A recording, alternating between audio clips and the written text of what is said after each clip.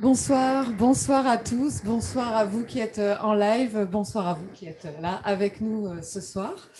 Euh, Bienvenue au sein du Club des Cosmiques, notre club de dirigeants amoureux de la montagne.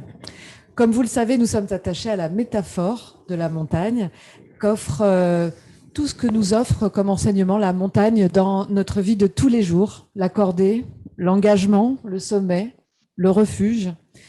Ce soir, le thème, c'est justice et montagne. C'est un immense honneur ce soir de recevoir Monsieur Pierre Mazot et de recevoir Monsieur François Molins. Bienvenue parmi nous, bienvenue dans notre club des cosmiques. Nous parler de justice et montagne et bien sûr nous faire partager aussi notre expérience.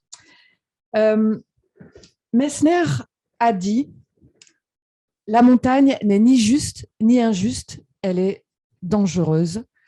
Alors Blaise, est-ce que tu peux nous présenter nos invités ce soir?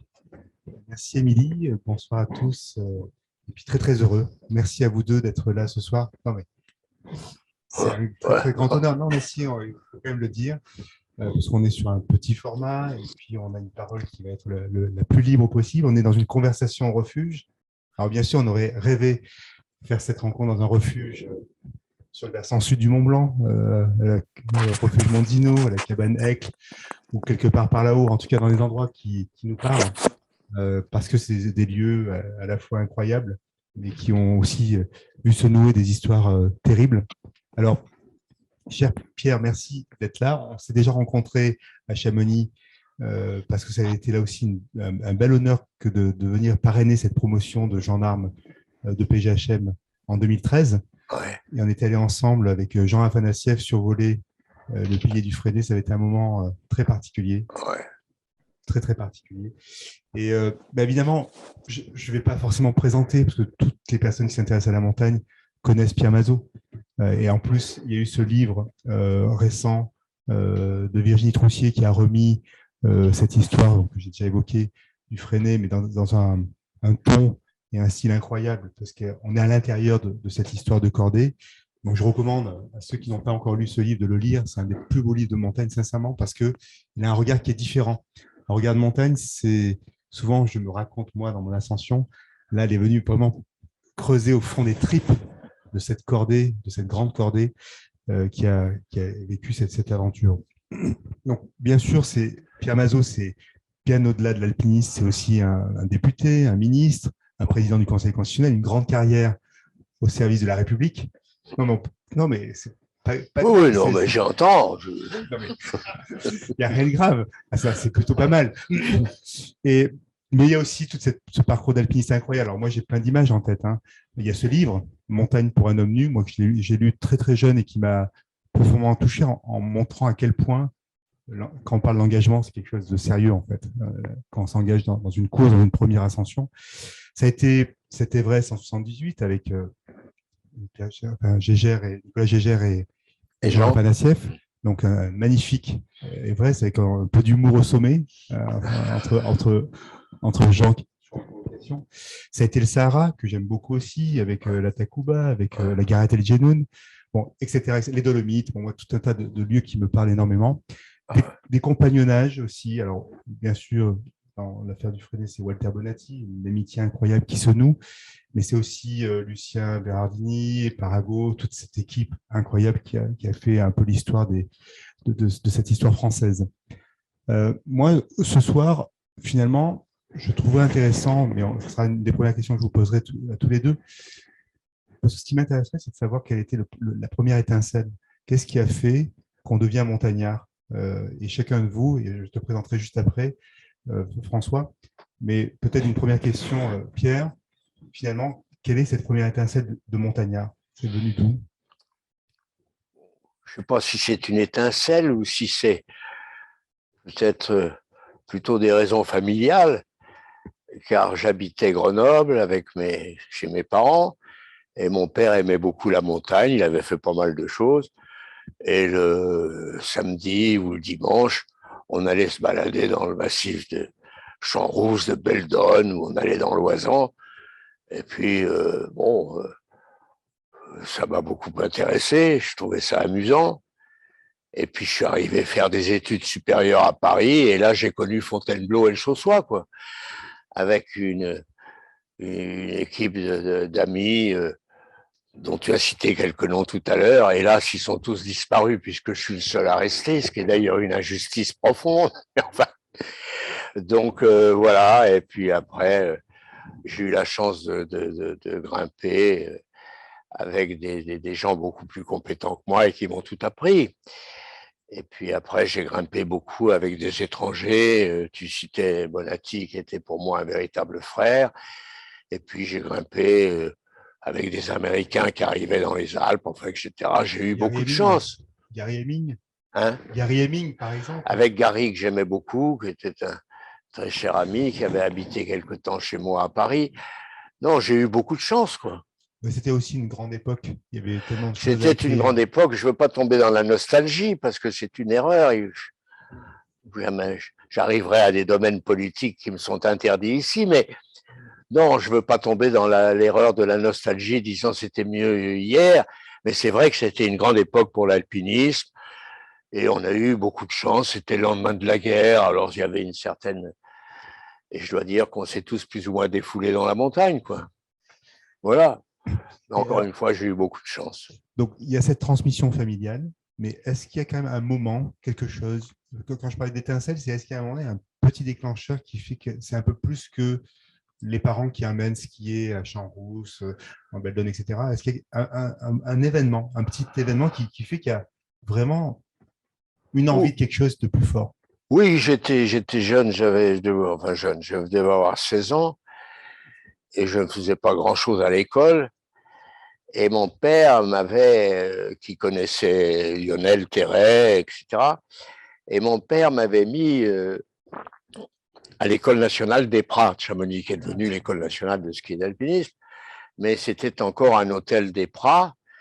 Et moi, j'étais là, entouré de ces grands alpinistes. Il y avait Lachenal, il y avait Rebuffat, il y avait Lionel, enfin, etc. Et il m'avait emmené faire le Mont Blanc. Alors, on est content quand on fait le Mont Blanc.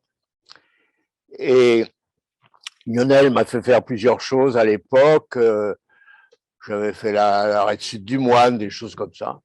Et puis bon, bah, ça m'a plu. Et puis je me suis lancé dans l'alpinisme un peu plus sérieux, bénéficiant effectivement de cette camaraderie, de cette amitié qu'on avait entre les grimpeurs parisiens avec Fontainebleau et le Saussois, quoi. Alors voilà, et puis dès qu'on avait un moment de libre, eh bien, on partait faire de la montagne.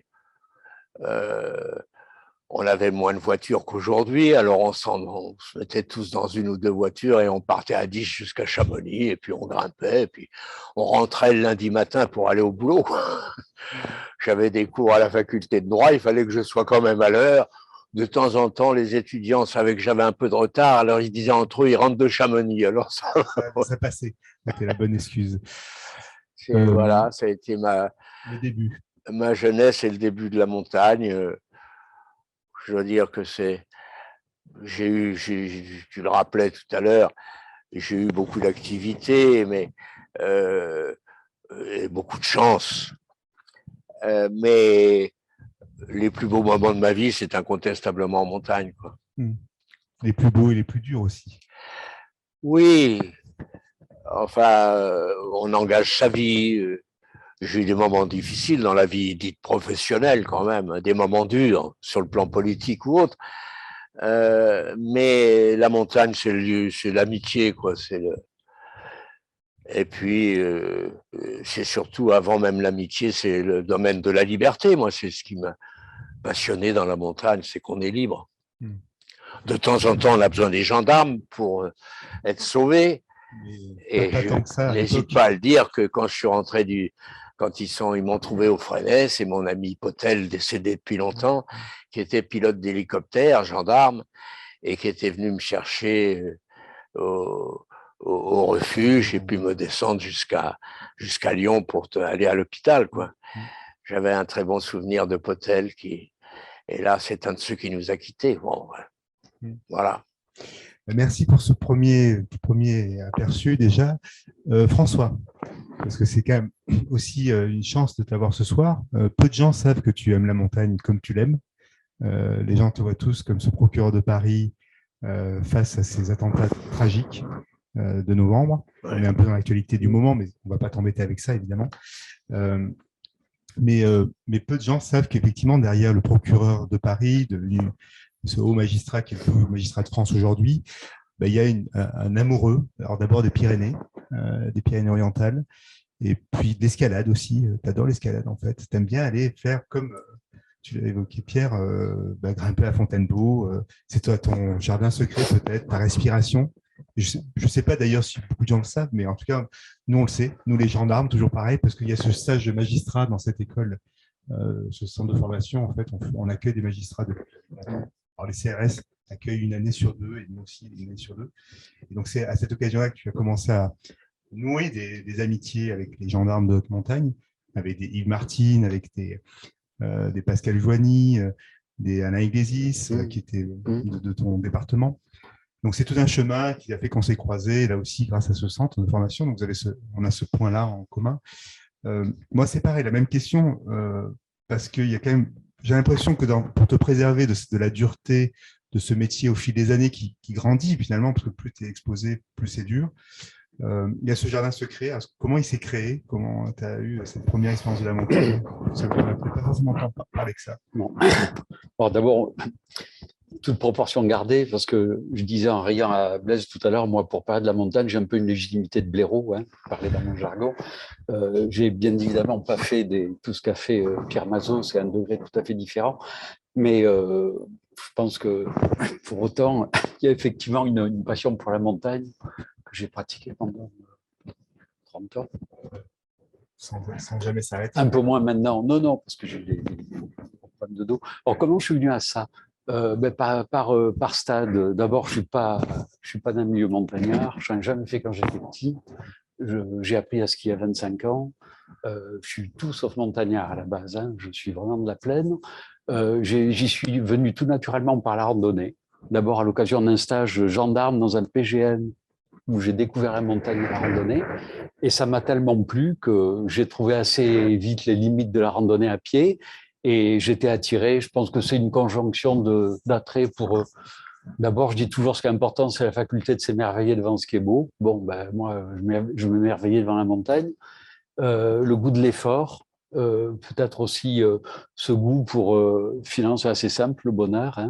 Et effectivement, quand on souffre et qu'on arrive à un sommet, il y a autant de bonheur dans une grande simplicité. Donc, j'ai voulu aller au-delà. Et alors, qu'est-ce que j'ai fait?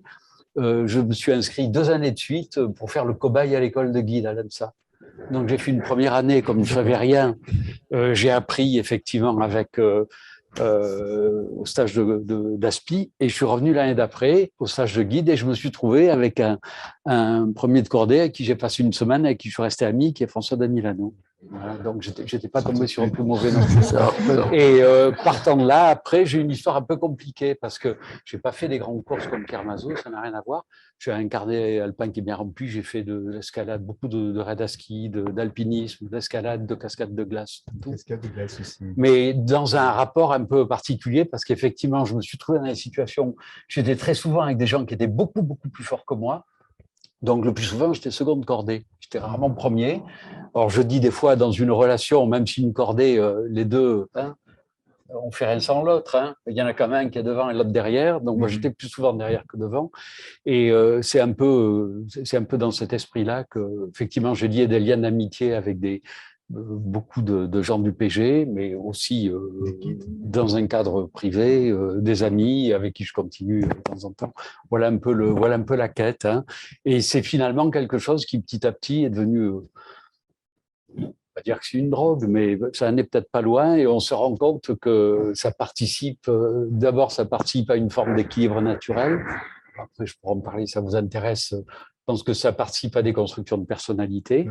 Parce que on va venir vous embêter là-dessus. Je pense que vous allez y venir. Et puis sur le management aussi, je pense qu'il y a des tas de choses à dire là-dessus. Non, mais voilà le parcours. Mais c'est pour ça que vous nous intéressez en particulier, parce que c'est une telle réalité dans ce mélange de vie vos vies s'entremêlent en fait. Et certains le savent, certains ne le savent pas. Mais on peut pas être un procureur, on peut pas être un ministre si on n'a pas des racines profondément ancrées dans quelque chose qui fait qu'on a une dignité de soi, une capacité à exercer Oui, sa mais responsabilité. je coupe parce que on a un point commun. J'ai débuté par la magistrature.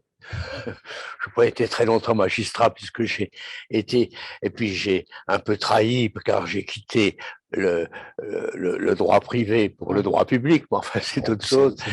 Mais mon père était magistrat à la Cour de cassation, etc. Et avait beaucoup souhaité que je passe le concours de la magistrature. C'est une grande famille de juristes, Mazo, c'est un homme qui parle. Hein. Il y a eu quelques professeurs, il y a eu ça, c'est vrai. Bon, mais j'allais dire, c'est un point commun qui nous amène à la montagne. Et vous disiez que vous n'avez pas fait de grandes courses. Vous savez, ce n'est pas les grandes courses, je vais vous dire. Rebuffat disait une chose très juste. Il disait, Pierre, en s'adressant à moi, tu verras un jour, tu te feras autant plaisir dans un chemin pour monter à pied au Montanvert que de faire les Joras, la Walker. Et il avait parfaitement raison. On est bien en montagne. Les plus belles ne sont pas forcément les plus difficiles. Voilà, absolument. Alors, peut-être une plus belle, alors, si on devait en saisir une au vol de plus belle, au-delà du Montanvert, à pied. Si c'est au-delà du Montanvert, il y a pas mal de choses dans le coin, mais je dois dire que j'ai eu un grand bonheur à la Walker aux Joras, quoi, parce que ça s'était bien passé, dans des bonnes conditions. Enfin, j'étais avec un ami italien, Sorgato, qui lui vit toujours, qui était un très bon dolomitard. Voilà, c'est une course dont je me souviens parce que tout s'est très bien passé à tel point qu'on ne s'est pas rendu compte qu'on la faisait. Et c'est au sommet qu'on s'est rendu compte, on avait été très vite, à l'époque ça avait été le meilleur temps, si mes souvenirs sont exacts. Et on ne s'était pas rendu compte, on se parlait comme on parle entre un premier, peut-être le chef de cordée et le deuxième, et puis c'était toujours réciproque. Et c'est au sommet qu'on s'est rendu compte qu'on était au sommet, qu'on avait fait notre course, quoi. Ça s'était bien passé, donc pas de problème. C'est pas mal, une Walker fluide. Et ça, c'est une course dont je me souviendrai toujours parce que il y a tellement longtemps, mais c'était très, très agréable, quoi. Enfin, voilà. François, une belle. Oui, c'est pas forcément la plus difficile, mais je pense que celle qui m'a laissé le souvenir le plus fort, c'est la traversée de la Meije. Parce qu'on avait un peu merdouillé. On avait amené quelqu'un qui, c'était quasiment la première fois qu'il venait en haute montagne. On était deux cordées, donc on n'allait pas très vite. Et je m'en souviens très bien, puisqu'on a pris la foudre à la troisième dent, qui nous est tombée à quelques mètres. Donc c'est des souvenirs un peu... Tu dis que c'est la plus belle, donc tu aimes... Mais en termes de souvenirs, je pense que... Elle est puissante. Oui, voilà. Et ça crée des liens, effectivement. Et ça crée des liens. Et vous avez raison, c'est pas forcément la plus difficile, qui est la plus agréable. Ouais. François, quand je vous écoute, j'ai quand même envie de vous poser quelques questions sur ce que la montagne peut amener comme enseignement quand on est confronté à ce à quoi vous avez été confronté. Bien sûr, je parle des attentats, bien sûr, je parle du fait que vous étiez un des premiers sur les lieux. Je sais qu'il y a des images qui vous ont profondément marqué, le Bataclan, Charlie Hebdo. Mais est-ce que la montagne, d'abord, est-ce qu'on a envie de retourner en montagne après ça, sachant que c'est un milieu qui est aussi cruel parfois, qui est aussi dur, ou est-ce qu'au contraire, ça devient un échappatoire? Est-ce que ça aide à surmonter ces moments-là? Enfin, comment vous l'avez vécu? Alors c'est sûr que moi, je pense que je me suis un peu construit en montagne. Hein. Quand j'avais 25 ans, j'étais plutôt, j'étais pas hyper sportif, j'étais réservé pour pas dire timide, et j'avais peu confiance en moi. Donc en termes de construction, je pense qu'effectivement la montagne c'est dangereux, c'est plein de dangers objectifs. On se trouve toujours forcément dans des situations, on va dire, risquées ou qui peuvent devenir extrêmement dangereuses, où on peut risquer sa vie. Donc ça, je pense qu'effectivement, surtout en plus quand on est d'un naturel comme j'étais moi, très inquiet, très anxieux, je pense que ça aide beaucoup à se forger le caractère, à savoir maîtriser des situations, à savoir rester maître de soi, avoir du sang-froid. et puis aussi à prendre la bonne décision, des fois, essayer d'être le plus lucide possible pour prendre la décision qui s'impose, même s'il faut la prendre rapidement. Donc ça, c'est sûr que je suis pas, après 30 ans de pratique, et en relativisant ce que j'ai fait, je suis pas du tout comme j'étais quand j'ai commencé. Donc je pense effectivement, ça m'a beaucoup équilibré, et ça m'a un peu forgé l'esprit et le caractère. Voilà. Donc par rapport à ça, c'est effectivement très bien. Sur le management, c'est autre chose. Peut-être qu'on pourra en parler après. Donc, effectivement, je pense que par rapport à ce que vous évoquez, ça aide aussi quelque part peut-être à mieux prendre sur soi, et peut-être il y a des situations qui parlent, qui sont horribles et qui nécessitent aussi il faut arriver à ménager une certaine distance, un certain recul. Donc ça, je pense effectivement que les situations que j'ai connues m'ont certainement aidé à mieux vivre ça. Et après, effectivement, des premiers instants d'horreur, et de très forte émotion, de pouvoir revenir dans un exercice professionnel et de rester dans la rigueur et dans le professionnalisme. Ça, c'est sûr que... Et la partie de la question qui était sur la montagne comme ressourcement ou comme fuite ou comme récompense, dans ces périodes-là, elle a servi à quelque chose, la montagne? Elle t'a aidé à franchir? Non, parce que j'aurais bien aimé, mais je ne pouvais pas en faire. Je me souviendrai toujours, la dernière fois que j'ai plus fait en fait de course d'alpinisme depuis 6 ou 7 ans. La dernière que j'ai faite, l'avant-dernière, pour montrer la difficulté, j'étais descendu en train pour aller retrouver un ami. On devait partir en Espagne pour aller grimper à Mayos de Riglos. Oui, c'est pas mal, c'est raide. Oui, et en fait, je suis descendu le soir à Lourdes et j'ai dû sauter dans le premier train le lendemain matin parce qu'il y avait eu des interpellations de djihadistes, c'était très mal passé sur Strasbourg. Donc, en fait, je suis descendu à Lourdes j'ai pas fait ma course, donc je suis reparti. Donc, j'ai compris assez vite que j'étais dans une situation, en fait, où j'ai pas pris de vacances à l'étranger ni très loin pendant 7 ans à Paris. Je pouvais pas m'en aller. Oui, tu étais dans un rayon de... Même quand j'étais en vacances, il fallait que je revienne. Et je voulais revenir tout à l'heure, vous avez dit mon expérience en montagne, en haute montagne, en alpinisme, c'était souvent comme seconde cordée. Ouais. Pourtant, procureur de la République, c'est premier de cordée. Oui, mais... Voilà, et justement, comment on gère cette différente place? Est-ce que l'une l'autre apprend sur... Parce que vous avez dit, ça m'a appris en management. Oui, mais parce qu'effectivement, on est confronté à des situations de crise, des situations où il faut pas s'énerver, il faut prendre la bonne décision, il faut rester lucide. Et c'est vrai que moi, sur mes 2 dernières fonctions, Bobigny, puis 2 fois directeur de cabinet de ministre et puis Paris, en fait, j'ai fait du management de crise pendant 15 ans. Donc, effectivement, ça vous apprend effectivement un certain office professionnel, à la fois rigoureux, équilibré et lucide. Et puis, surtout, je pense que c'est intéressant, effectivement, par rapport à la gestion des situations de crise, on a une approche, effectivement, qui fait qu'on va garder ses moyens, on va réfléchir. Et il y a quelque chose, je ne sais pas comment dire ça, peut-être ça renvoie à la cordée. Même s'il y a un premier et un second, dans une équipe, quand on a une fonction d'autorité, je pense que l'autorité, elle a du sens si on apporte de la valeur ajoutée, si on apporte quelque chose aux autres. Donc, effectivement, le fait de se trouver confronté à des situations extrêmes peut, je pense, aider à être un peu cet élément de garant et de pondérateur qui va peut-être contribuer à rassurer les subordonnés. Dans des situations comme ça, les subordonnés, ils attendent beaucoup de vous. Ils vont vous regarder. Vous allez beaucoup attendre d'eux. Le pays entier te regarde. Voilà. Mais c'est un peu comme dans une cordée. Le premier, bon, c'est sûr, c'est le premier, c'est lui qui va prendre les décisions, mais il ne peut rien faire sans le second. Ben, c'est pareil. Moi, je considère qu'un chef ne peut rien faire sans ses subordonnés. Si les subordonnés ne suivent pas sur la politique qui a été menée, ben, ça ne va pas marcher. Donc, il y a quelque chose là aussi qui renvoie un peu à la cordée, je trouve, c'est que on est un peu dans quelque chose qui transcende les uns et les autres. Le premier va enrichir le second, il va être exigeant vis-à-vis de lui, mais le second aussi, il va manifester exactement la même chose en retour. Alors tout ça finit, moi ça je l'ai vécu au niveau du parquet de Paris à cette époque-là, ça finit par transcender les équipes. Et ça c'est très clair. Hein. Je l'ai vécu pendant des années et des années. C'est pas parce que c'est dur finalement qu'on n'y arrive pas.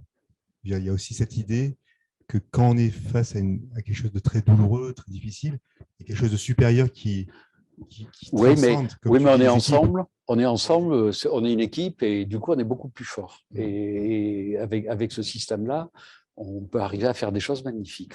Ça, vraiment, Tu l'as vécu. Ah oui. Même dans les moments les plus douloureux. Voilà. Pierre, moi, j'avais envie de poser une question que je n'ai jamais trop posée. Je n'avais jamais osé quand j'étais en gendarmerie. Comment on repart après le drame du Freinet? Comment on fait à remettre la corde quand on a été dans un traumatisme aussi brutal? Comment on repart? Moi, ça m'a toujours. J'étais toujours en admiration de ces alpinistes qui, malgré des circonstances profondément douloureuses, parce que c'est l'amitié quand même qui est en jeu, comment on repart? Bon, il n'y a pas de raison d'être admiratif en face de gens qui. Non, moi, j'avais perdu 4 ans et demi, très cher, très proche. Et je partageais avec Walter Bonatti, qui avait lui perdu Johnny. On avait envie d'abord de revenir. Et ça n'a pas pu se faire puisque le pilier du Freinet a été fait entre-temps par des équipes étrangères, et notamment les Anglais. Alors avec Bonatti, l'année suivante, on s'est remis à grimper, c'est tout, quoi. On voulait un peu, non pas oublier, parce que c'est des choses qui vous restent, je peux dire, toute la vie, puisque j'y pense encore aujourd'hui, mais on voulait repartir, voilà, quoi. C'était quoi la première course avec Walter Bonatti? La première qu'on avait faite, c'était une première qu'on avait faite aux Petites Joras, à la phase 16 des Petites Joras. J'avais fait une tentative quelques années avant, et avec Walter, on s'était dit, bon, on va retourner, c'est pas la peine de retourner au Freinet, ça a été fait, mais il faut qu'on fasse quelque chose. Et il me parle des Petites Joras. Je lui dis, oui, écoute, moi j'ai fait une tentative, il me dit, je sais.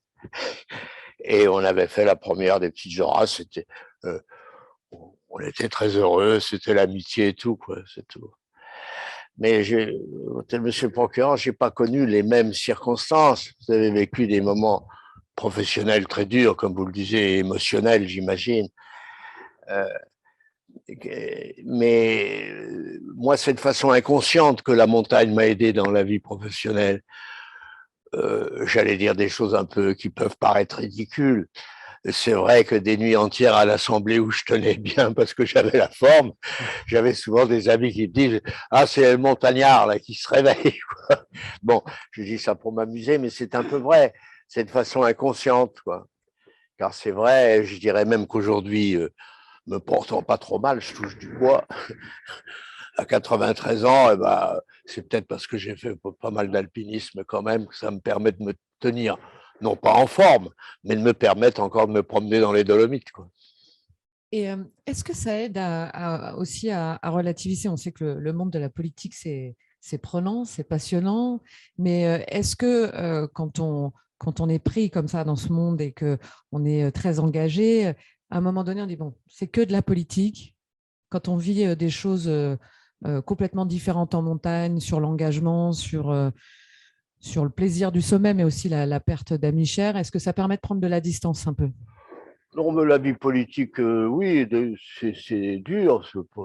Bon, après, si on se lance dans la vie politique, on doit savoir que c'est pas facile et qu'on peut prendre des coups. Non, mais moi, j'ai eu la chance, tout en faisant de la politique, chaque fois que je pouvais partir, je partais en montagne, quoi. Parce que j'ai eu. C'était quoi, l'échappatoire? Non, mais oui. Puis j'ai eu la chance d'avoir des patrons comme Foyer et Garde des Sceaux. Puis je savais bien que si j'avais envie de partir, il fallait que je parte faire de la montagne. Ou Michel Debré, Premier ministre, qui ne me demandaient pas de rester le samedi et le dimanche, voire le lundi. Et j'ai eu beaucoup de chance, voilà. J'ai donc pu faire les deux. C'était un moyen c'était un exutoire ou pas? Non, c'était le bonheur, quoi. Et puis la liberté, et puis de retrouver les amis, etc., de retrouver la montagne, d'être heureux. Voilà. Car on est heureux en montagne, même s'il y a des moments difficiles, mais c'est une très belle école, quoi. Non. Moi, j'ai eu beaucoup de passion dans la vie, mais je dois dire que la passion de la montagne a dominé tout, même ça a dominé la politique et tout ça, quoi. J'ai eu beaucoup d'amis en politique et dans d'autres domaines, mais les amis en montagne, c'est différent, quoi, parce que là, c'est une amitié profonde, dans la mesure où, comme vous le disiez, monsieur le procureur, euh, le premier dépend du second et le second dépend du premier, quoi. Donc, il y a un lien, c'est la raison qui me fait dire à tous ceux qui parlent de sport en montagne, c'est pas une discipline sportive, la montagne, c'est beaucoup plus, parce qu'on joue sa vie. Il y a des disciplines sportives où on joue sa vie, l'automobile, etc., la moto, mais c'est pas comme la montagne, parce que là, il y a un véhicule, il y a un élément supplémentaire, parce qu'en montagne, c'est seulement le copain qui est avec soi, quoi. Que l'on entraîne ou qui nous entraîne. Enfin voilà, il y a ce rapport de cordée qui est. Oui, moi je crois beaucoup. J'ai fait quelques courses en solitaire. J'ai pas fait de grandes choses, mais j'ai jamais été passionné. Je préfère avoir un copain. D'abord, on peut rigoler, on peut dire de belles choses, on peut, etc. Quoi, on vit. Tandis que seul, c'est un peu différent. Dans le registre un peu de la question qui est posée, on se dit quand même c'était intéressant de vous amener sur un terrain de justice aussi dans la réflexion. Il y a cette phrase que tu as citée de Messner sur la montagne, elle n'est pas juste ou injuste, elle est juste dangereuse. Malgré tout, quand on est dans cet univers du secours en montagne, on est quand même à être aussi dans la recherche de responsabilité. On cherche toujours quand même à comprendre les causes d'un accident. Et finalement, est-ce que la montagne est un terrain de justice aussi? Parce qu'il y a quand même une idée un peu ancienne qui était de dire la montagne, c'est une responsabilité qui est partagée entre les compagnons de cordée. Et finalement, il n'y aurait pas de justice humaine, là où on serait dans quelque chose qui serait un pacte, une relation qui serait hors du cadre de la justice. On pourrait presque imaginer ça. Donc ça m'intéresse beaucoup de vous questionner tous les deux, qui êtes des grands juristes, sur cette idée. Est-ce qu'on pourrait imaginer, alors que ça avait été une tendance dans les années 70 de porter cette idée de la responsabilité très relative. Là, tu peux parler comme procureur quand même, François, tu as le droit. C'est moi qui dois répondre le premier. Non, je laisse qui veut. Mais c'est une question, moi je me suis toujours posé, est-ce qu'il y aurait une altitude au-delà de laquelle finalement il y a tellement d'aléas, tellement de dimensions complexes, que d'avoir une grille de lecture qui serait une grille de lecture de la justice d'en bas, c'est pas totalement adapté. En tout cas, les guides le pensent un peu. Bon, je vais faire de la peine peut-être aux grands magistrats, et c'est une pensée que j'ai sur la magistrature, et au travers des accidents de montagne, il y a trop de judiciarisation. Bon, là, on tombe sur le problème juridique de la responsabilité civile. Quand il y a la liberté, il y a forcément des responsabilités. Et depuis quelques années, peut-être parce qu'il y a un plus grand nombre d'accidents, il y a un problème qui se pose effectivement en montagne, dans la mesure où les relations entre le client et le guide, c'est la responsabilité, Dieu merci, pas trop pénale, encore que ça peut arriver, mais il y a la responsabilité civile, contractuelle ou quasi-délictuelle. Et là, il y a un certain nombre de décisions, jusqu'à la Cour de cassation d'ailleurs, qui sont intéressantes, mais qui poussent certains, et là je suis très opposé, à souhaiter des textes pour régulariser un peu, comme en Italie, la fonction de guide par rapport au client. Moi, je suis contre l'excès de normes, trop de lois tue la loi. On a des décisions de justice importantes, une jurisprudence très solide, encore que je ne souhaite pas qu'elle pousse à la judiciarisation pour que de jeunes magistrats j'allais dire, il y a une certaine de concurrence, j'allais dire, entre Chambéry et Annecy. Je ne veux pas rentrer dans des détails, mais non, je trouve que c'est le domaine de la liberté. Il y a effectivement des accidents qui méritent des solutions judiciaires au travers de la responsabilité civile, mais moins il y en aura, mieux on se portera. Car, bien sûr, les guides peuvent faire des fautes. La victime d'un accident peut elle-même avoir fait une faute, enfin, etc. Je ne rentre pas dans le domaine de la responsabilité civile, mais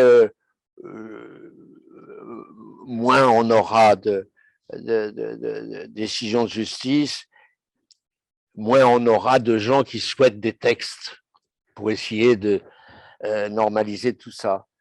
Je ne devrais pas dire ça en ce qui me concerne, puisque j'ai voulu un jour un texte sur le sport lui-même, mais il y a longtemps, c'était en 75, parce que là, on n'avait pas de disposition, on était quand même à quelques années du fin de la guerre, et on avait besoin de dispositions pour les jeunes, et notamment pour l'équipement sportif. Enfin, c'est vieux.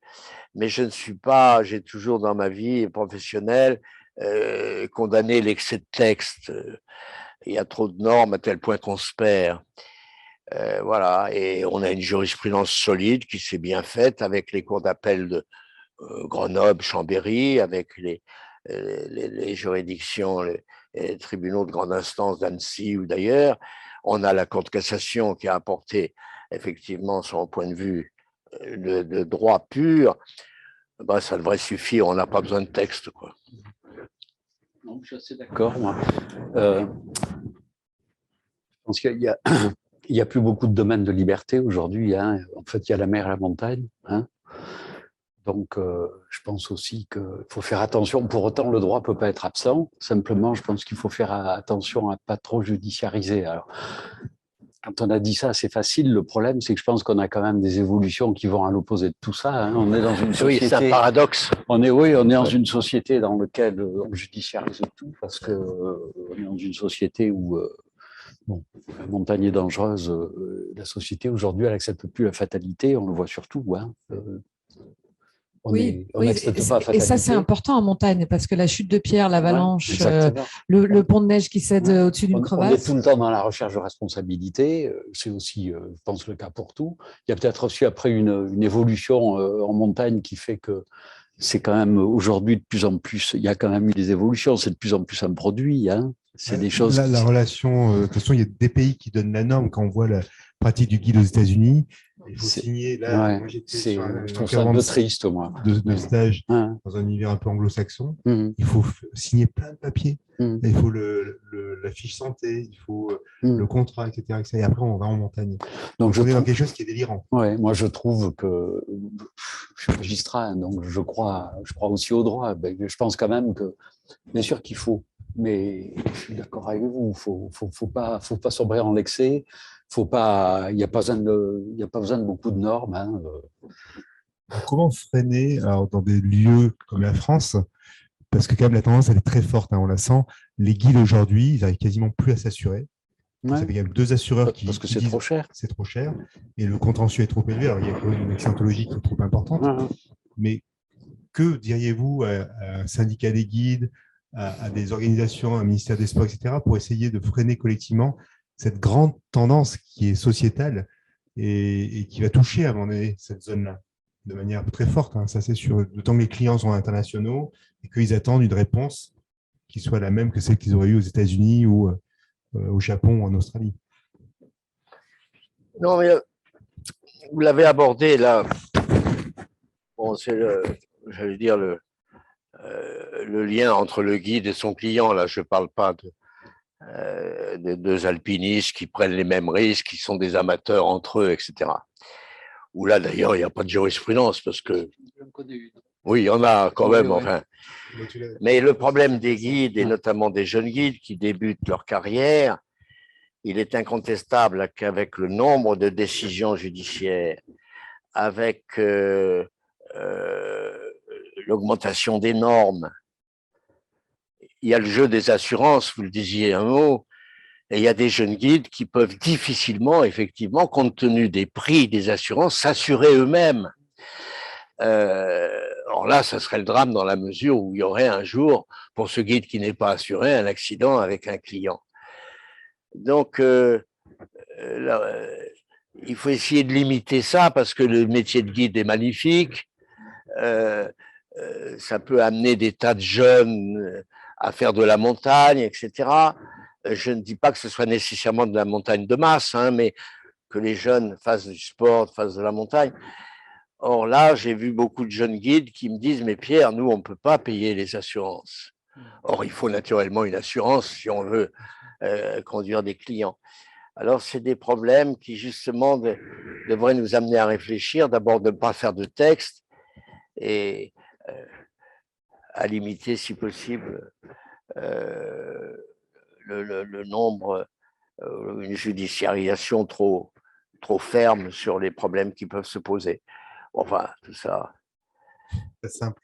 Est-ce qu'il ne pourrait pas y avoir intégrer des choses supplémentaires dans la formation? Moi, je ne sais pas, mais je me dis sujet. Par rapport à ça, est-ce que déjà, ce n'est pas intéressant que… Je ne vois pas trop comment on peut aujourd'hui lutter contre cette tendance à la judiciarisation de la société qui touche tous les domaines. C'est vrai. Par contre, effectivement, peut-être mieux préparé et peut-être une formation, on va dire, revisitée qui intègre effectivement ces risques et ces paramètres pourrait peut-être permettre de mieux les préparer, d'éviter certaines choses. Je pense qu'il y a un grand sujet parce qu'on est très en retard par rapport au guide suisse, par exemple. Oui, mais là, à l'école nationale de Chamonix, faire venir des magistrats un peu pour parler justement à ces jeunes qui préparent le stage d'aspirant ou de guide, leur parler un petit peu des problèmes de responsabilité éventuelle. Ça va appeler l'attention de ce jeune guide sur la nécessité de faire particulièrement attention pour éviter une faute. Éventuellement, mais ça, c'est on me téléphone, c'est pas qu'on m'appelle, c'est des gens qui vous téléphonent pour dire on vous a déjà appelé, c'est très important, etc. Voilà, rappelez-nous. Non, mais là, il y a des efforts à faire, mais enfin. Bon, ça, c'est un sujet. Peut-être venir sur cette question qu'on avait mis, que moi j'avais mis en titre, là, vous la voyez, la montagne est-elle juste? Qu'est-ce que ça vous inspire comme sujet? Ce n'est pas un sujet de bachot, c'est pas un sujet de philo du bac. De philo du bac, mais c'est parce que malgré tout, au fil de vos expériences, vous avez d'un côté porté la justice quelque part dans vos métiers et vous avez pratiqué l'alpinisme. Est-ce qu'elle a du sens cette phrase ou elle est complètement absurde? Et qu'est-ce qu'elle inspire aussi? Parce que c'est quand même une question de fond, quoi, parce qu'il y a plein de gens qui pensent qu'il y a une forme d'injustice à l'accident. En tout cas, les familles, les proches, ils le pensent. C'est une chose qu'on entend parfois. Moi, je ne partage pas, mais en tout cas… Oui, je réponds à ça, moi. Bah, rien. Je dirais que il ne s'agit pas de savoir si elle est juste ou pas. Effectivement, il y a des accidents. Il y en a d'ailleurs dans tous les domaines. Vous traversez la rue, il y a des gens qui se font renverser.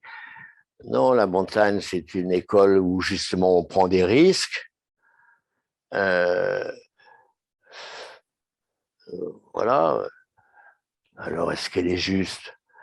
C'est nous, les alpinistes, qui ne sommes peut-être pas suffisamment justes vis-à-vis de la montagne, parce qu'on se lance dans des choses peut-être trop difficiles, compte tenu de certaines compétitions.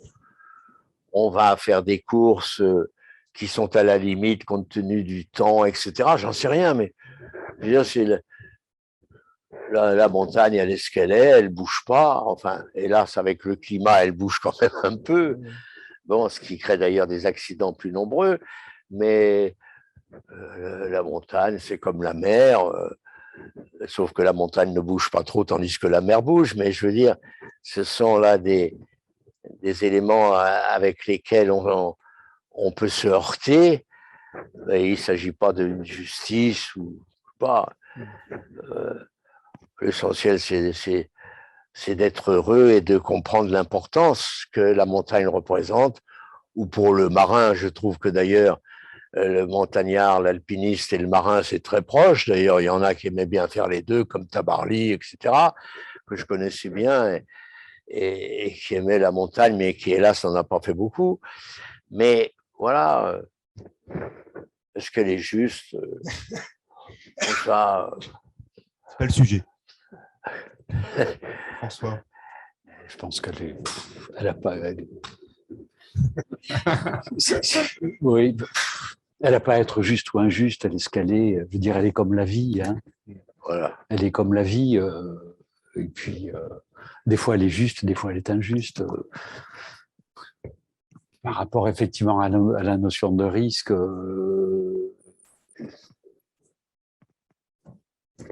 elle est comme ça, puis c'est tout. Oui, Hein. Et puis on l'aime quand même. On la reçoit comme elle est. Voilà. Est-ce que vous avez une question peut-être pour les gens qui sont là dans la salle? Alexia. Tiens, tu vois ça. D'abord, merci beaucoup parce que votre quatuor est intéressant.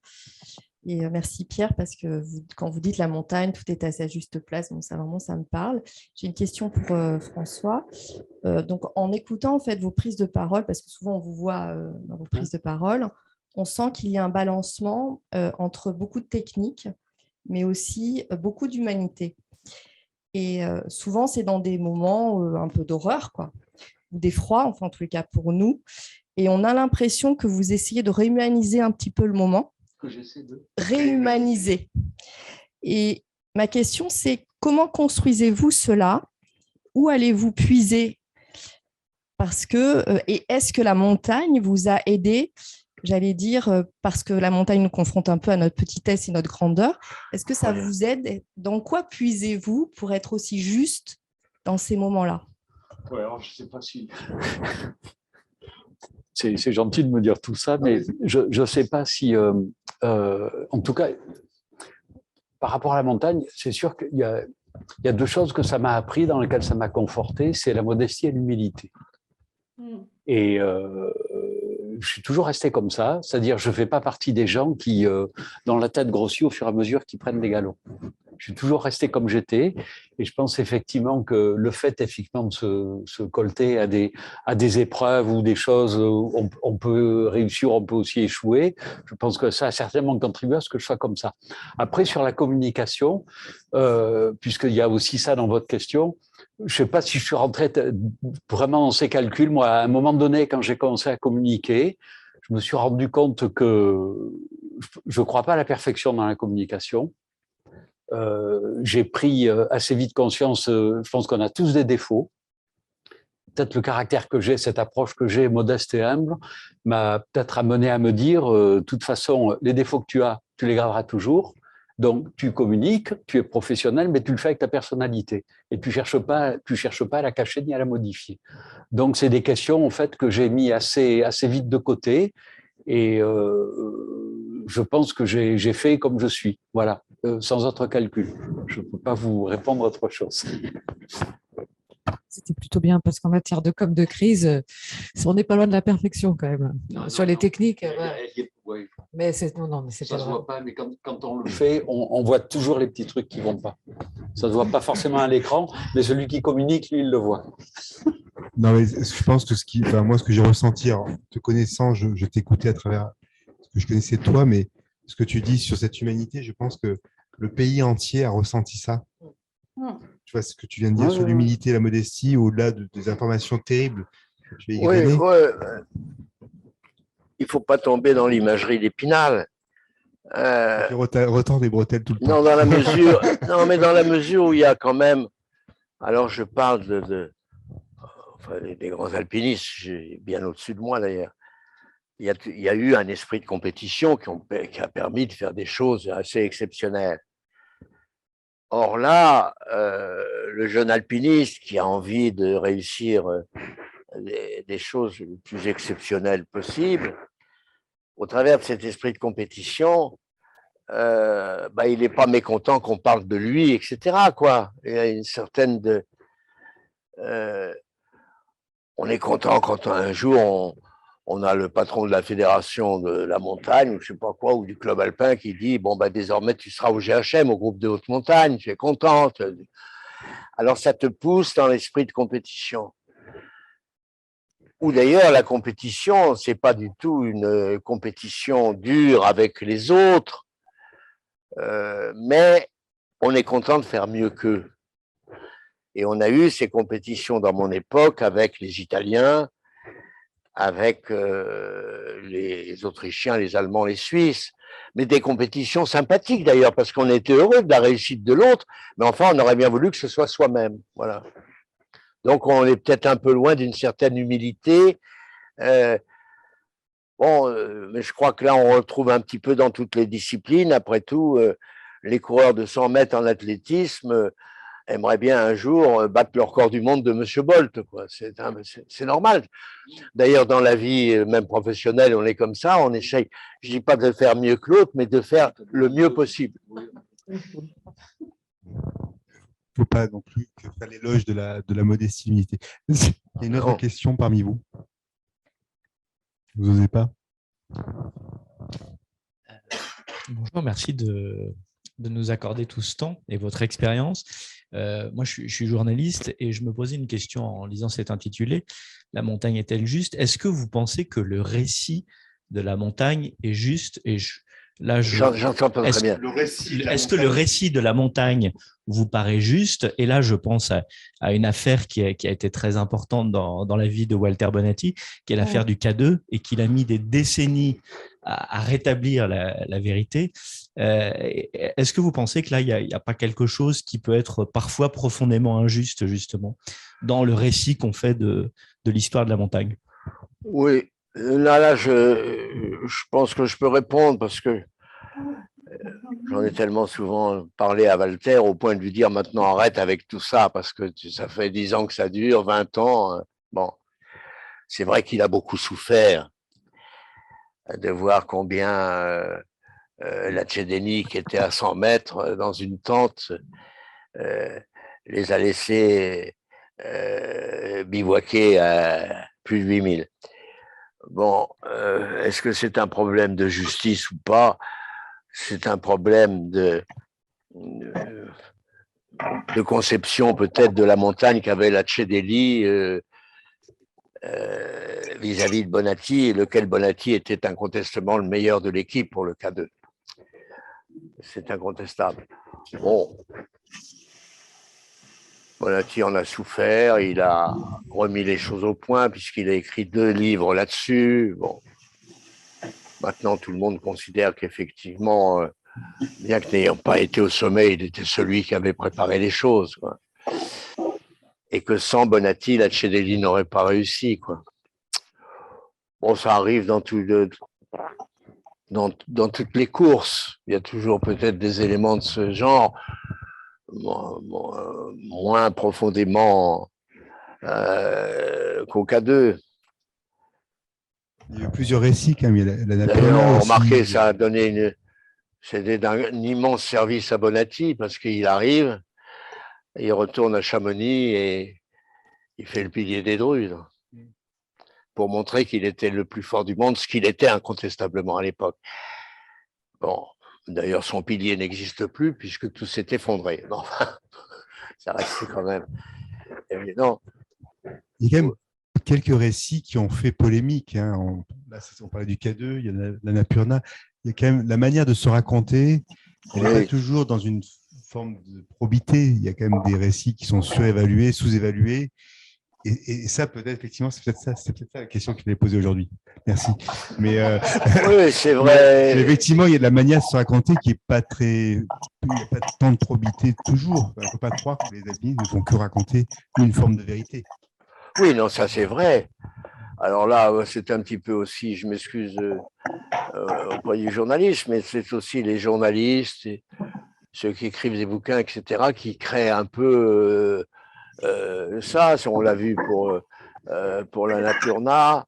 Moi, je connaissais bien Lachenal et Herzog. C'est vrai que sans Biscante, mais sans Lachenal, sans Biscante, Maurice n'aurait pas réussi, mais Maurice voulait y aller. Donc, toutes les grandes histoires d'alpinistes, il y a le Cervin, ces drames, quoi. Ça fait partie de la vie et de la vie des alpinistes. Bon, alors on laisse les journalistes après écrire un peu ce qu'ils veulent. Mais c'est vrai que sur le K2, Bonatti s'est guère adressé à des journalistes. Il a écrit lui-même pour essayer de rétablir ce qu'il appelait sa vérité. Bon, voilà. Et d'ailleurs, je me permets parce qu'aujourd'hui, les alpinistes qui partent à l'ascension des 8000 dans des courses, il faut en faire toujours plus en moins de temps possible, sont très suivis aujourd'hui par des équipes de télé, médiatisent tout en temps réel sur les réseaux sociaux. Est-ce que vous suivez ça, Pierre? Est-ce que ça vous intéresse? Est-ce que vous Oui, moi continuez je suis quand même ce qui se passe parce que je reçois des revues de montagne françaises et étrangères. Bon, mais Vous la trouvez comment, cette façon maintenant de pratiquer la montagne? Je pense à Nirmal Purja, par exemple. Je ne sais pas si vous avez suivi ce Népalais, voilà, qui britannique, népalo-britannique. Voilà, c'est 14 000 en moins de 7 mois. 14... oui, non, mais ça fait partie, ça rentre dans une forme de compétition. Mhm. C'est vrai que Reynolds a fait les premiers 14 000. Alors après, on a voulu aller plus vite, etc. Bon, on utilise d'ailleurs des moyens qui facilitent le passage de l'un à l'autre, enfin d'un 8000 à l'autre, l'hélicoptère ou autre. Du temps de Reynolds, c'était pas ça. Bon, d'ailleurs, on le voit même à Chamonix, faire les 3 faces nord de les Guers, le Cervin et les Joras, qui ont été les 3 grandes courses au lendemain de la guerre. Bon, on ne pouvait pas faire ça en une journée parce qu'il fallait se déplacer d'un endroit à l'autre, tandis qu'ils l'ont fait en une journée, etc., avec évidemment des déplacements d'hélicoptères et autres. Je veux dire, il y a des moyens qui facilitent. Bon, alors moi, je regarde un peu ce qui se passe, mais maintenant, mais là, on rentre dans un autre domaine qui est peut-être, alors je dirais, il est très, je dis pas philosophique parce que ce serait trop, mais aujourd'hui, la montagne n'est plus ce qu'elle était à notre époque. Aujourd'hui, d'ailleurs, c'est plus forcément le sommet qui intéresse, c'est de faire quelques grandes longueurs de corde particulièrement difficiles. Et je vois là, dans les Dolomites, qui sont vraiment le paradis pour le grimper dans du calcaire, les alpinistes aujourd'hui, les grimpeurs des Dolomites font 4-5 longueurs excessivement difficiles, ne font pas le sommet, ça ne les intéresse pas. Donc il y a une multitude de gens comme ça, on n'est plus dans le domaine de véritable alpinisme, quoi. C'est d'ailleurs qui s'est développé avec la nécessité d'amener les jeunes, les tout jeunes à la montagne, à l'alpinisme, dans les écoles, les grands trucs d'escalade libre, enfin, etc. Non, mais la montagne n'est certainement plus ce qu'elle était de mon temps. Mais je ne critique pas ces jeunes qui font des choses étonnantes, mais je dis, c'est plus le même esprit. Avant que Bonatti ne décède, on avait débuté un livre qu'on n'a jamais fini, donc, puisqu'il est décédé, où on voulait montrer la modification de l'esprit en ce qui concerne la montagne. Alors, il y a en plus l'esprit qui est dominé par le fait de gagner sa vie. De mon temps, et j'ai toujours dit ça aux jeunes guides et tout ça, tâchez d'avoir un autre métier, parce que le jour où vous aurez pu faire de montagne, qu'est-ce que vous viendrez? De notre temps, on avait d'autres activités, tout ça. On faisait la montagne, c'était le bonheur, c'était le temps libre, etc. Tandis qu'aujourd'hui, les enfants ont un véritable métier parce que ça les fait vivre. Mais j'estime qu'ils devraient quand même aussi penser à l'avenir parce qu'il y a un jour où on ne peut plus faire de montagne et il faut quand même vivre. Non, mais je ne veux pas entrer dans ces considérations-là, mais c'est plus du tout l'état d'esprit que j'ai pu connaître. Et je connais beaucoup de jeunes qui font des choses étonnantes, avec qui je discute volontiers, notamment des jeunes Italiens qui sont très forts. Je discute de ça, ils reconnaissent qu'ils sont très éloignés de l'esprit où on est faire les sommets, on était content, on avait un carnet, c'était le cas de Reinhold Messner, il avait un carnet quand il venait à Chamonix et il barrait peu à peu, face nord des droites, etc., etc. Tandis qu'aujourd'hui, c'est fini. C'est plus le même esprit. Je crois que vous venez de nous donner le sujet de la prochaine conférence. Mais Comment? vous reviendrez. On a le sujet de la prochaine conférence, vous reviendrez. Oui, non, mais je ne dis pas que je ne jette aucune opprobre sur ces jeunes générations, Non, mais mais c'est un c'est plus constat. du tout la même Tout à chose. fait. Et puis alors maintenant, ils sont servis effectivement par des éléments extérieurs. On parlait de l'Himalaya tout à l'heure. Aujourd'hui, ils amènent ils ont des smartphones, ils ont des choses comme ça. Ils sont au courant en téléphonant à Chamonix. Ils ont Chamonix à la minute suivante et ils savent quel temps il va faire le lendemain, pendant les heures qui viennent. Je me souviens quand on était au Nanga Parbat ou ailleurs, on était seuls et on n'avait aucun contact avec l'extérieur, on ne savait pas quel était le temps, etc., quoi. Tandis qu'aujourd'hui, tant mieux, parce que, notamment alors à Chamonix, ça évite les accidents, sauf que ça demande peut-être beaucoup trop aux gendarmes, parce que cette brave jeune femme qui s'est foulé le pied entre le Brévent et la Flégère, eh ben, elle prend son smartphone et elle appelle la gendarmerie. Alors, on ferait mieux de… On est dans l'hyperassistance, hein, ça c'est sûr. C'est un autre problème. Ça. Non, mais c'est vrai que l'esprit a changé. François, sur un peu ces sujets-là, et puis aller vers la conclusion, cette montagne, elle évolue comment de ton point de vue? Parce que tu as quand même déjà aussi un regard là-dessus. Parce que là, on a sur l'esprit, on sent qu'il y a des choses qui évoluent beaucoup. Tout ce qu'on dit, c'est un peu consubstantiel à l'évolution de la montagne, effectivement, par rapport à l'époque où oui, les sommets étaient vierges, on faisait des premières. On voit aujourd'hui, c'est des enchaînements, c'est les voies plus difficiles, voilà, c'est les techniques alpines, etc. Et puis, je pense que c'est aussi beaucoup lié à l'évolution des techniques d'assurance. Oui, de la technique. Alors bon, on en a tous profité, mais bon, c'est sûr qu'avoir des voies pour arriver au sommet avec des speeds partout, hein, des pitons à expansion partout, je pense que c'est pas la même chose que quand vous alliez planter vos pitons. Mais est-ce que l'esprit, parce que c'est ce que dit Pierre Mazot, c'est l'esprit disparaît. C'est pas une fatalité. Hein. Moi, je vais finir sur une note pyrénéenne. Hein. Dans les Pyrénées, il y a un coin qui s'appelle le pic du Midi d'Ossau. Le pic du Midi d'Ossau, il y a très très peu de speeds. Oui, aux États-Unis, pareil. Aux États-Unis, il y a pas. Il y a des gens d'ailleurs qui, avec le plus beau rocher des Pyrénées, des hauts niveaux d'escalade arrivent et comme il y a peu de speed, eh ben, ils ont le niveau pour passer, mais en fait, ils vont pas passer. Ils vont caler au début parce que c'est trop aléatoire. C'est trop aléatoire et ils n'ont pas un moral assez fort pour aller. Voilà. Donc, l'avenir de l'alpinisme, c'est le pyrénéisme. C'est le pyrénéisme. C'est beau parce que c'est du beau rocher.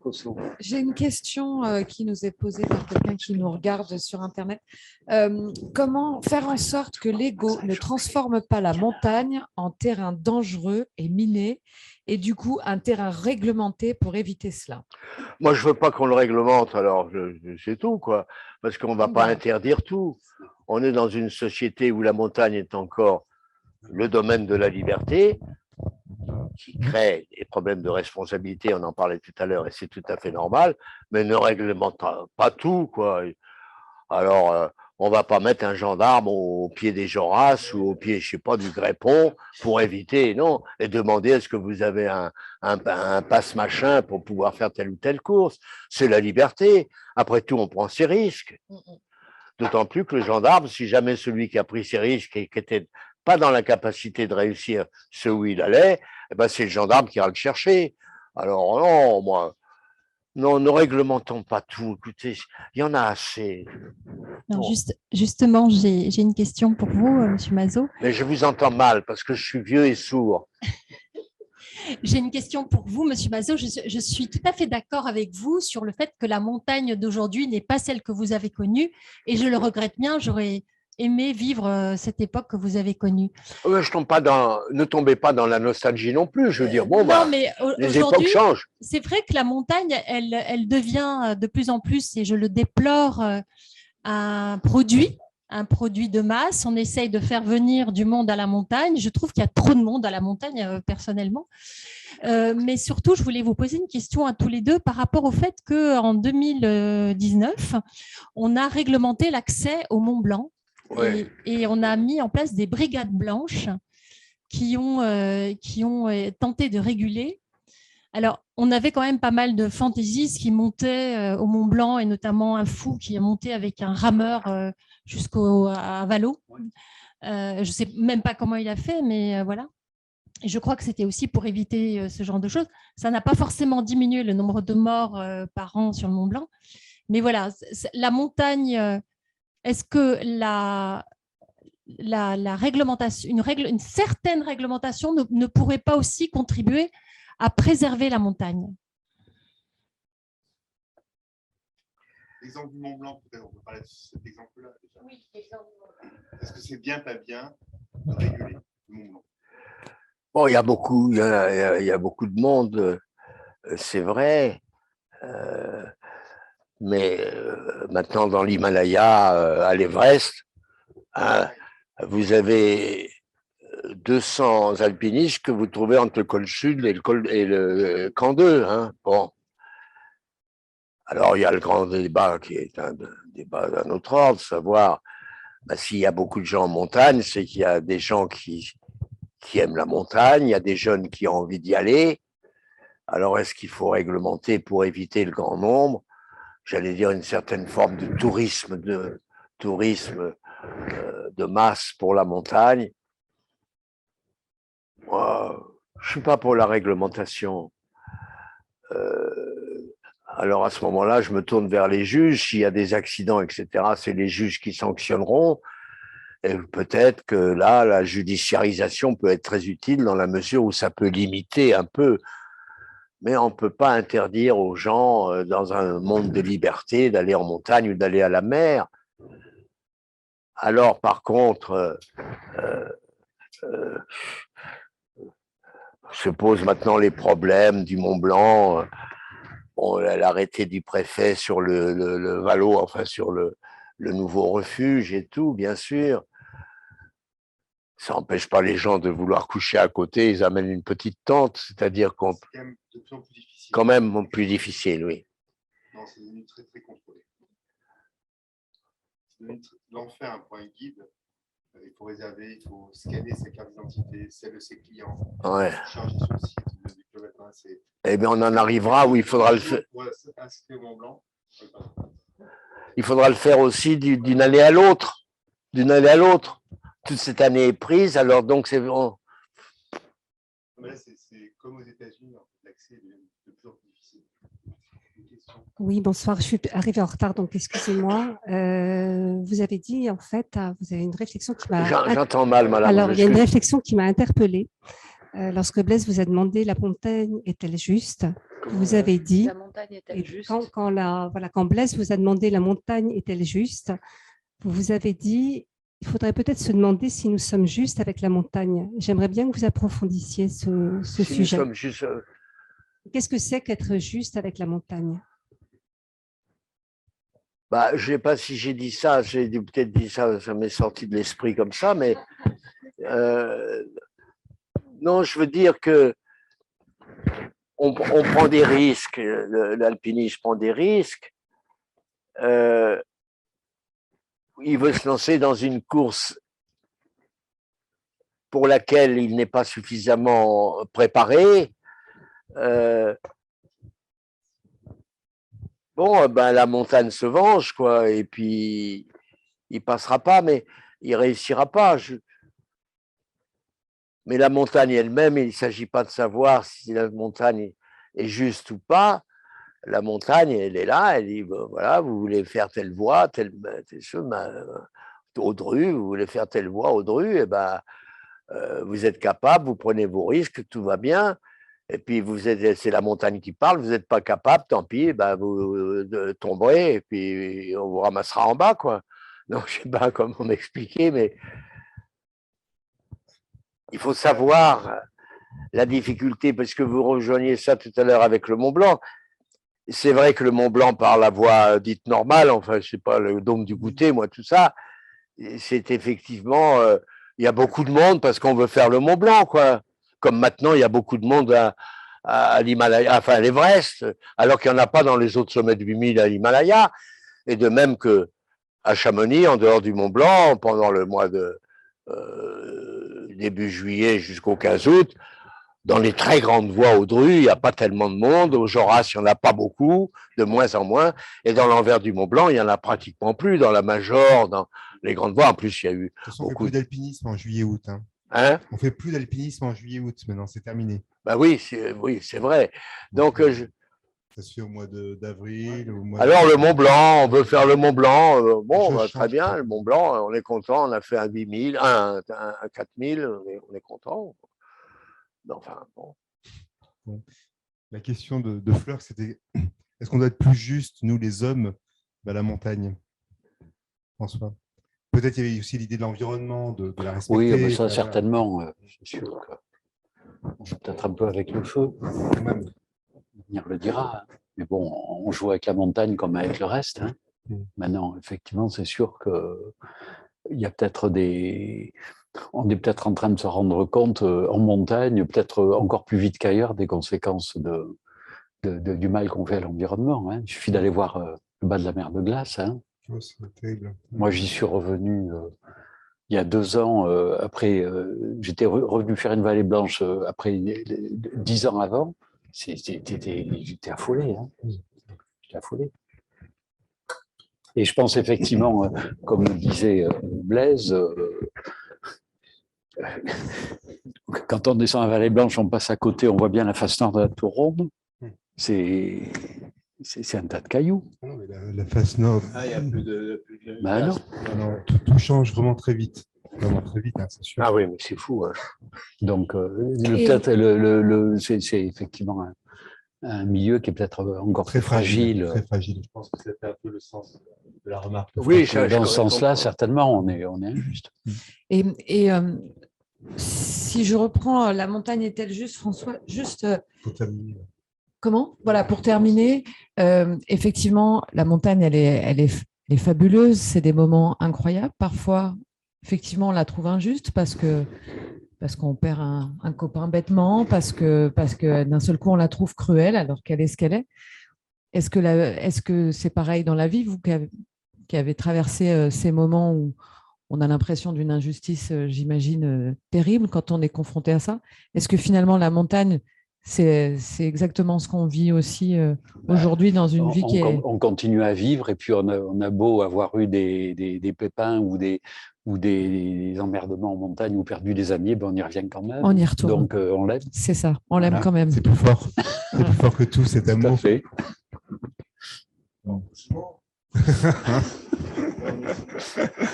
Donc on finit sur de l'amour. Ouais. L'amour qui est plus fort que tout. On a tous finalement. perdu des amis là-haut et c'est pas pour Bien autant qu'on sûr. a arrêté d'y aller. Ouais, ça c'est vrai.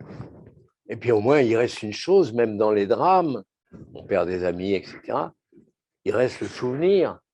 Vous ne l'avez pas encore, mais quand on est vieux comme moi, eh ben, de temps en temps, le souvenir d'une belle course, etc., c'est pas désagréable au milieu des difficultés de la vieillesse. Voilà. C'était un super souvenir. Bien C'est sûr. pas encore votre cas, mais c'est le mien, hélas. Enfin, c'est comme ça. Non, Bon. c'est une magnifique. C'est magnifique la montagne, voilà. Et on est dans le paradoxe où on souhaiterait qu'il y en ait le plus possible qui connaissent la montagne, et on tombe sur la question de Madame en disant est-ce qu'il ne faudrait pas quand même un peu réguler pour éviter au Mont Blanc 400 personnes qui se trouvent au sommet ou dans l'arête des bosses pour aller au sommet du Mont Blanc. On la voudrait pour nous tout seuls, en fait, un petit peu. Hein, on la veut pour… Ah oui, oui, Un petit peu. ça m'est arrivé, ça. J'ai eu, je peux terminer là-dessus parce que c'est ridicule de parler de soi, on avait fait une voie entre la Poire et la Major avec Sorgato et nous étions arrivés, on avait fait un bivouac et nous étions arrivés tard le lendemain au sommet du Mont Blanc. La nuit commençait à venir et il y avait un garçon qui était au sommet du Mont Blanc. Et nous arrivions par le Mont Blanc de Courmayeur, enfin l'arête facile, et on arrive sur le sommet de la Bosse. Et le garçon qui était là, nous voyant passer, s'est mis de côté pour nous laisser le passage. Parce qu'il devait savoir qu'on venait faire une première dans l'envers du Mont Blanc. C'est un bon souvenir, quoi. Le beau geste. Le beau geste au sommet. Non, c'est vrai qu'on adore être un peu seul là aussi, quand même, il faut le dire. Ah oui. En tout cas, moi, je voudrais juste conclure et vous remercier toutes et tous d'être là et puis vous remercier tous les deux d'avoir accepté notre invitation dans cette petite rencontre toute simple et avec des belles paroles. Donc, merci à tous les deux et puis bonne prochaine course. Donc, je ne sais où, mais en tout cas, il faut reprendre l'activité, hein, François. Il faut arrêter de se faire bouffer par les ministres, etc. Il faut quand même un peu leur dire de te laisser. Fais comme Pierre, demande comme il avait fait avec le Premier ministre, d'être libre tous les week-ends. C'est peut-être plus difficile aujourd'hui. En tout cas, merci à vous deux. Un grand merci. Un grand merci. Merci. Et puis, merci. Donc après, on peut rester un petit moment. On va couper la partie échange. Voilà, et merci à ceux qui étaient en ligne, Oui. qui ont suivi, qui sont peut-être encore là. Voilà, pour cette petite conversation au refuge. Bonne soirée à tous. Bonne soirée. Merci. Merci.